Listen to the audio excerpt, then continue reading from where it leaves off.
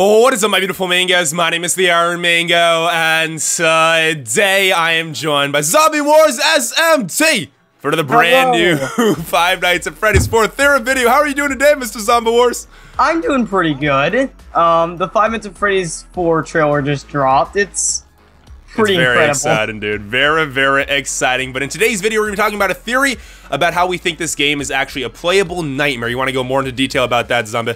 Yeah, basically what we think about this game is that it's actually a playable nightmare as basically the kid of, or I should say, Purple Guy as a kid, which is, it sounds strange at first, but when you look more into it, it definitely does make a lot more sense. Like, we even looked into the rooms and we found some pretty cool things. Like, we found that there's a toy telephone in the room, which is a bit odd. Yeah, if you look into the room of the actual Purple Guy, like into his room, you can see a telephone on the floor, you can see a purple robot with like a badge, and then you also see a purple fan. I think the purple fan's just like a little bit of like an Easter egg, but the purple robot with a badge, it looks exactly like the guy in the 8-bit segments, the purple man in the 8-bit segments. Like entirely, it looks literally the exact same as like purple. Like even this, like I did a side-by-side comparison. It has the badge, the face, color, everything. It just completely Purple Man. I think this guy is definitely Purple Man. So essentially, I think it's been pretty much like confirmed. It's not really confirmed, but it's pretty much like general knowledge that Purple Man is actually Foam Guy. So we believe that this game is like a nightmare that takes place as Foam Guy when he's a kid. We have a couple of we have some evidence to back it up as well.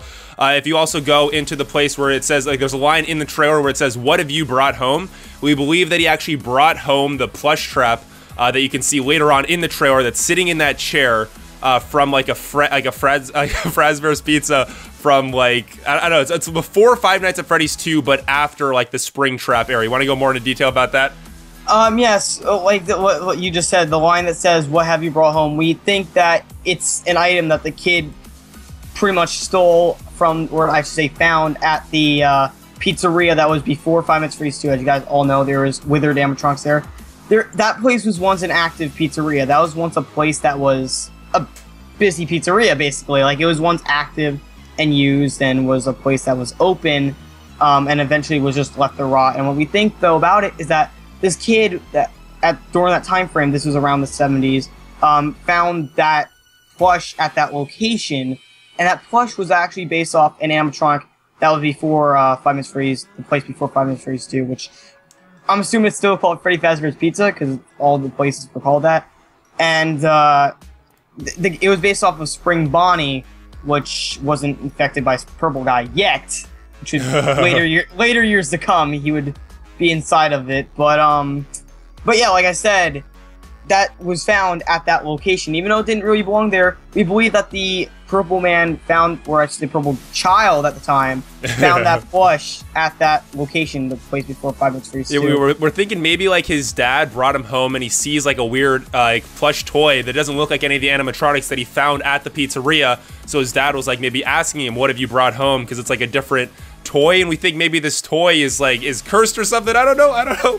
But essentially, we're gonna go on to the next part where we also think that this pizzeria definitely had Foxy and Chica, as you can see them in the trailer, but all these nightmare versions of the animatronics are actually not his imagination, but his illusions in the middle of his nightmares, because this whole game is based off of this purple child's nightmares, right? Yeah, like Five Nights at Freddy's 4, regardless whether you think it's a nightmare or not, those animatronics are hard to believe to be real inside of a kid's house.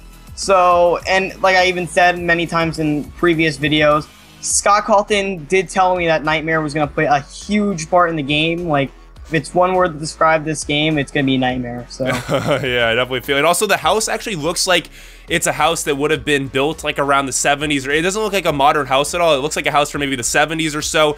And it also fits up perfectly in the timeline. If Purple Guy's like around 18 to 20 or so by the time Five Nights at Freddy's 2 takes place, he could be around like 8 to 10 in this game. So he's still a kid. He still has these nightmares about these animatronics. And also in Five Nights at Freddy's 2, he does say that he's really excited about the new toys, how they look kid-friendly, and cool stuff like that, right? I honestly, I don't really see any other reason for a 20-year-old person, like 20-year-old grown man, to be excited so much about the new designs of the animatronics and how they look so different. And I mean, unless he made them himself, which he didn't. But I'm just saying, like, he gets really excited about their new designs and how they look and how they aren't scary anymore. Like, he emphasizes that a lot, especially on night 1 and 2 in Five Nights at Freddy's 2, which is kind of clear if you play the game and if you listen to the phone calls. Phone Guy does emphasize that quite a bit. Yeah, he definitely does. And also in the, he also seems to be a little bit like scared of the. He doesn't say that he's scared, but you can tell in Five Nights at Freddy's 1 he's a little more frightened by the animatronics there. He acts like there's no problem, but it's been quite clear, even when that was the only game around at the time and not 4, that he was pretty nervous. You can just tell by his voice and how he even says hello that he's really scared about being there and working there, and he even says that he hopes that he works there anymore, basically, and he really doesn't want to work there anymore. Yes, so we think that essentially the reason he's scared of those animatronics is because he's already having these nightmares right now about those animatronics.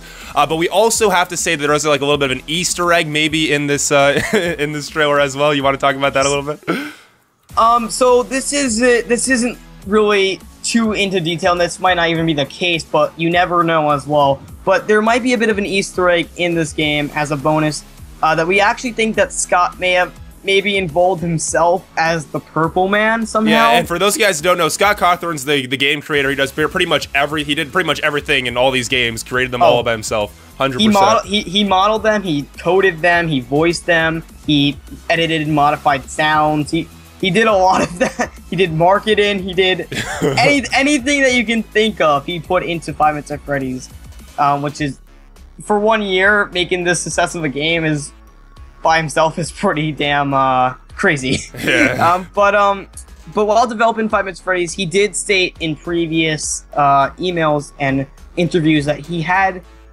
these walking nightmares about mainly Bonnie, although he didn't just say it was just Bonnie. He did say the animatronics, but mainly Bonnie he had nightmares of. And Bonnie was actually emphasized quite a bit in the trailer in the 4th game, wasn't he? Yeah, that jump scare, man. That jump scare got me. it was a pretty damn good jump scare. It was definitely an improvement off the 3rd game, in my opinion.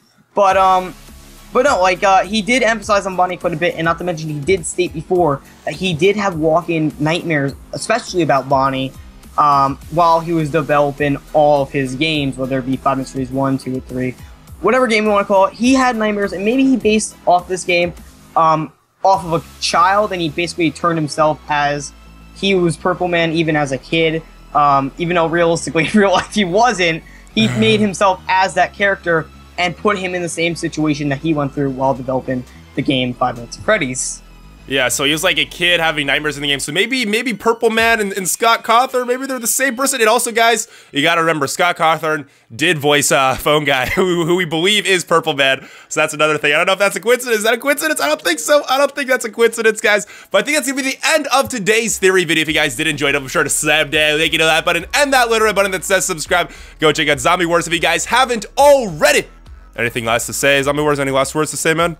Well, that's basically the end of the theory that we had in mind. Like I said, if you guys like the theory, make sure you guys slap the like button. And if you guys want to go check out Mango's channel, the link to that will be down below. Comment down below what you guys think about this theory. I want to really hear your guys' feedback as well. If you want to comment on his channel as well, show that love in the chat. Show everything that you can. Yeah, let us know all of your theories as well. We'd love to read all your theories and cool stuff like that, because you guys have some awesome theories, not gonna lie.